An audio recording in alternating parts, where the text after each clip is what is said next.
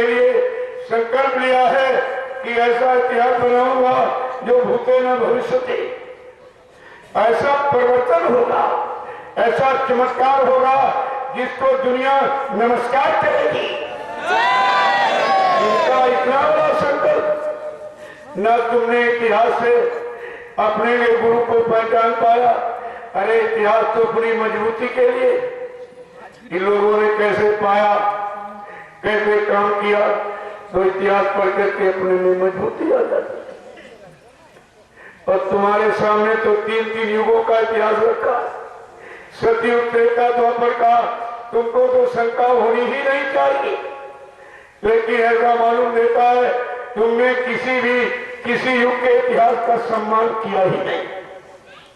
तुमने इतिहास का भी उपहास किया है, उसकी भी सजा मिलेगी। और वर्तमान में महापुरुषों के वचनों को नहीं माना, उसकी सजा अलग करनी पड़ी। तो तुमने सजा गुनाह के सिवा और कौन सा काम किया है? तो लेकिन सबरी अपने काम में तत्पर, गुरु का आदेश सिर माथे रखकर इंतजार कर रही भगवान राम का, और जो सेवा है वो बराबर कर रही। एक दिन ऋषि कुमार सरोवर में स्नान करने जा रहे थे, सबरी झाड़ू लगा रही थी, तो उसके तन का कपड़ा कई ऋषि कुमारों को छू गया होगा, तो बहुत गालियां दी उन्होंने। नीच, छोटी जात की, कुरु पुतला, बहुत गालियां देके अपमान किया। लेकिन उसको तो ये कुछ सुनाई ही नहीं दे रहा, उसको तो अपने गुरु के वचन और इंतजार में भगवान का, इसके सिवा उसके दिमाग में कुछ नहीं। जब वो सब सरोवर में स्नान करने गए तो सरोवर का रंग लाल बिल्कुल हो गया। तब भी सभी को ये दोष लगा रहे, अपनी कुटिलता पर दोष नहीं लगा रहे कि मैंने किसी गुरु भक्त का अपमान किया है। जिसको गुरु ने आदेश दिया रहने का, गुरु ने भगवान जिसके घर आएगा ये भी इस तरह से इंतजारी का, उसका इन्होंने अपमान किया, उसकी सजा कि सरोवर भी नाराज हो गया। तुम मेरे में नहाने के योग्य नहीं हो, तुम किसी गुरु भक्त का अपमान करके आए हो, अपने गुरु भाई बहन का अपमान किया तुमने। लेकिन वो बेचारे अज्ञानी थे, वो सबरी पर ही दोष लगा रहे कि उसका कपड़ा छू गया इसलिए सरोवर नाराज हो। जब 12 वर्ष का समय जैसे जैसे नजदीक आ रहा, वो पावन घड़ी इंतजारी की, इंतजारी के बाद जो चीज मिलती है वो कितनी महान होती है, कितनी सुखप्रद होती है, कितनी शांति देने वाली, सुकून देने वाली। जब ये प्रचार हुआ जंगल में कि भगवान राम आ रहे हैं, भगवान राम आ रहे, तो जो बड़े बड़े आश्रम ऋषियों ने बना के रखे थे, सब सोचा कि हमारा आश्रम बढ़िया है, हमारे आश्रम में भगवान नहीं। वो कह रहा हमारा बहुत अच्छा है, बहुत बड़ा है, हमने बहुत सजाया है, सबके दिमाग में यही थी। लेकिन गुरुवाणी गुरु वचन कभी असत्य नहीं होते। मतंग ऋषि ने ये कहा सबरी तेरे घर भगवान राम आएंगे। गुरु के वचनों के आधार पर सीधे चलकर भगवान राम सबरी के आश्रम ही पधारे। बीच में कहीं नहीं है, तब की तैयारियां धरी किसी की नहीं गई। क्या गुरु किसी की तैयारी में है? क्या भगवान किसी की तैयारी में खुश है, या किसी राजपाट मकान महल में रहकर खुश है? तो प्रेम के भूखे है। कहा प्रेम से प्रकट हो मैं जाना। अगर तुम्हारे में प्रेम है, जहां चाहो वहां तो हमको बुला लो, प्रकट कर लो। लेकिन धन दौलत, मान सम्मान, जात बिरादरी में नहीं, ये सब लिखा पड़ी तुम्हारे घर में है। और तुमने उस समय के सम्राट माली भगवान को नहीं पहचान पाया। तुमको तुम मुफ्त में मिल गए, कुछ नहीं किया। न त्याग, न तपस्या, न नियम, न संयम, न घर गृहस्थी तोड़ा, न परिवार बाल बच्चे, न पति पत्नी, न खेती दुकान आपने बंद किया। आपको घर बैठे परमात्मा पाने की युक्ति है, तो परमात्मा से मिलने की युक्ति किसने दी? सम्राट गुरु ने। उसी समर्थ गुरु को तुमने भुलाया है। क्या तुम्हारा अपराध छोटा मोटा है? विचार करो आप थोड़ा सा। और वो सबरी 12 वर्ष सारे जंगल के पेड़ों का फल चक चक करके, कौन खट्टा कौन मीठा, यहाँ लोगों ने लिख दिया तो सबरी ने जूठे पेड़ खिलाए थे। अरे जूठे का मतलब है चक करके। जब 12 वर्ष चकती रही तो उसको पता नहीं चला कि पेड़ का मीठा किसका खट्टा। तो मोड़ने वाले तो बहुत से मोड़ देते चलता। तो जब सबरी के यहाँ पर आए, सबरी बड़े प्रेम से फलों को दे रही है। ऐसा प्रेम देख करके राम ने कहा, है निश्चल भक्ति है, प्रेमा भक्ति की खान धर्म है। ऐसा तो प्रेम कभी खाने में हमको अयोध्या में भी नहीं आया। मेरी माँ कौशल्या ने भी इस तरह से प्रेम से कभी भोजन नहीं कराया। जो तेरे अंदर निश्चल भाव है, निष्कपट, मैं तुम्हारी प्रेमा भक्ति पर बहुत खुश हूं। और सबरी, मैं आज तुमको आशीर्वाद दे रहा हूं जो मैंने अपने किसी भक्त को नहीं दिया, न अंगद को, न नंदील को, न मतलब यानी जामन को, न हनुमान को, न सुतीक्षण को, न विभीषण को, न सुग्रीव को। मैं वो उस भक्ति का तुमको वरदान देने जा रहा हूं। तुम्हारी प्रेमा भक्ति से मैं बहुत प्रसन्न हूं। ऐसा भक्त कोई कोई नजर आता है जिसके अंदर कोई कामना नहीं, कोई इच्छा अभिलाषा, कोई ख्वाहिश और तमन्ना मुराद नहीं, केवल अपने मालिक को देखने की, बाकी कुछ नहीं चाहिए। दया की भीख और संसार की कोई भीख नहीं। तो भगवान राम ने कहा, सबरी, मैं तुम्हारी प्रेमा निश्चल भक्ति से बहुत प्रसन्न हूं। आज मैं वो भक्ति का उपदेश करने जा रहा हूं जो मैंने किसी बड़े भक्त के लिए नहीं किया।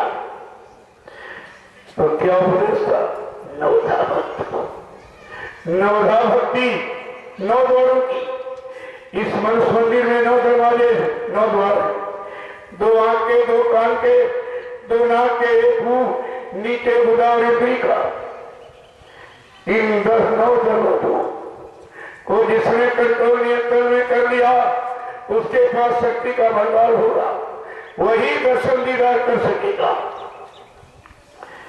तो क्या कहा है?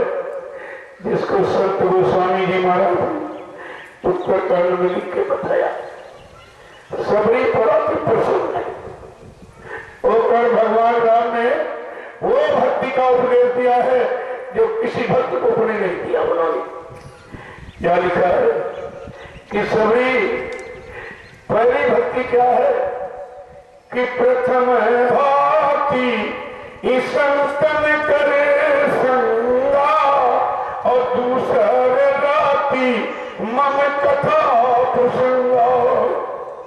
सबरी पहली भक्ति है संतों का साथ। जब संत मिलेंगे तो इस संसार नाशवान जगत का अंत बताएंगे, और जो सबसे अंत में सबसे ऊपर सतलोक है उस मंजिल का ज्ञान कराएंगे। उनकी पहली भक्ति है। और दूसरी भक्ति है मेरी कथा पुस्तक।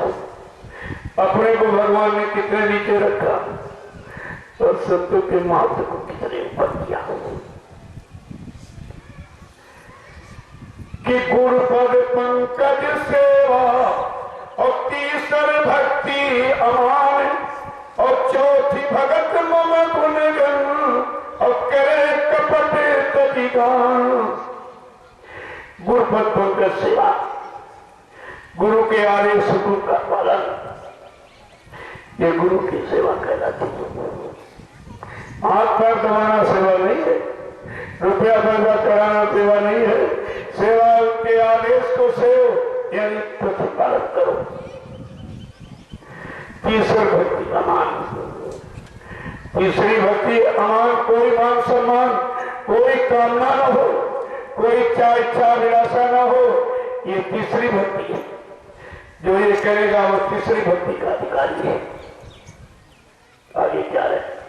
चौथी गुणगन करे कपट कदिकान। चौथी भक्ति है मेरा गुणानुवाद कोई कामना कोई स्वार्थ लोभ लालच को अंदर में न रखे और करे, वो मेरी चौथी भक्ति पाने का अधिकार।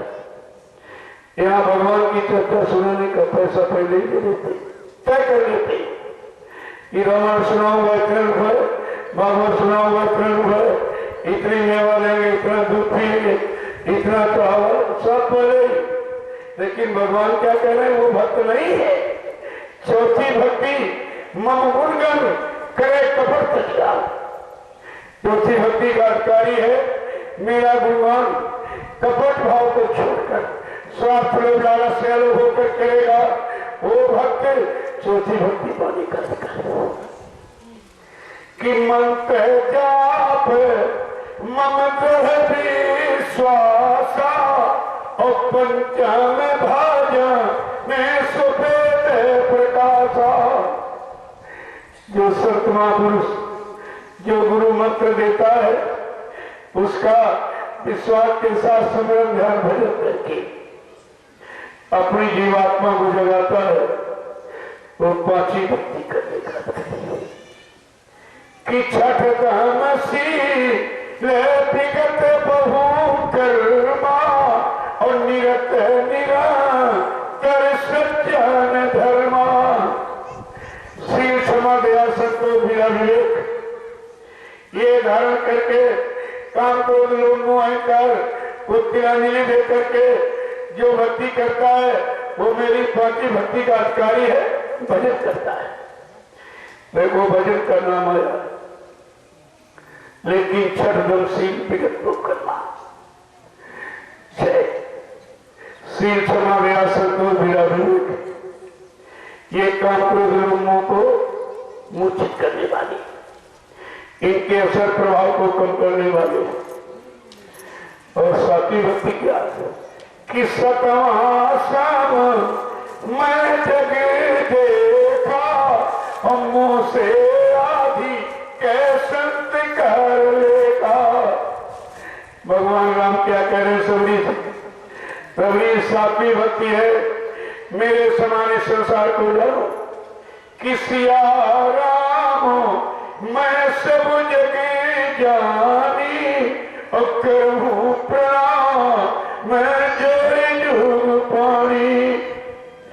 संपूर्ण मानव समाज को राममय, नारी समाज को सीतामय, जिसके अंदर ऐसे शुद्ध भाव विचार हैं वो मेरी सातवीं भक्ति करने का अधिकारी है।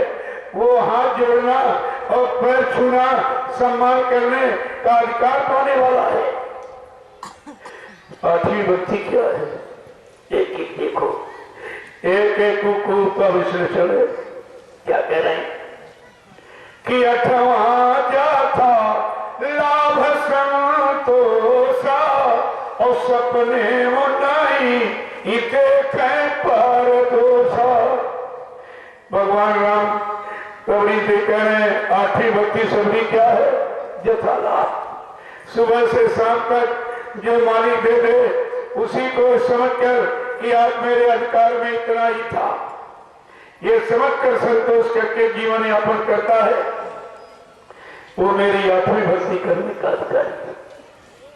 कि नाम है सरल समझले ही ना और मम भरोसे ही हरसी नदीना। छल कपट प्रपंच और झूठ धोखाधड़ी बेईमानी इन सबका परित्याग करके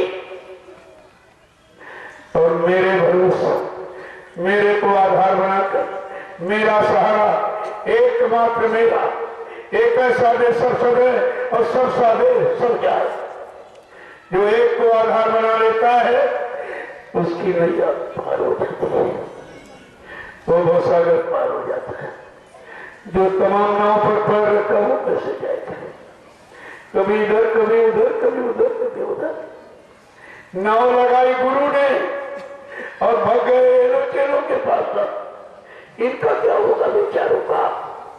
केवट मल्ला गुरु है, सदगुरु रानी नाव लगाई शब्द की गुरु ने, चढ़ बैठे कोई सूर कोई सूरवीर बैठेगा, सब नहीं बैठेंगे। उसकी भी परीक्षा आपके सामने हो रही, कौन बैठने वाला और कौन नाव को छोड़कर भगने वाला है। सब इधर इधर जरा सी आंधी आई, स्वार्थ लोभ लालच की और रात को मतलब यानी बाहर करके उधर किनारी कर दिया। सब वट वृक्ष से नीचे शांति मिल रही थी। गुरु वट वृक्ष होता है, कल्प वृक्ष होता है, तुम्हारी सारी कामनाओं को पूरा करने वाला और जीवात्मा का उद्धार करने वाला। ऐसे कल्प वृक्ष को छोड़कर तुम मेरी पेड़ समझकर बबूल के नीचे बैठे हो, जहां कांटे ही कांटे, कुछ मिलने वाला नहीं। पेड़ तो है लेकिन बबूल का पेड़, जहां छाया नहीं और फल भी नहीं, कांटे के सिवा कुछ नहीं। तो आपने क्या समझा इतने दिनों? तो प्रेमियों, इसलिए महापुरुषों ने कहा भक्त बनना और भक्ति करना दोनों कठिन है। कोई कोई बिरला भक्त होता है। भगवान राम के साथ सुग्रीव, नंदी, नंगा, जामुन सब लगे थे, लेकिन पूजा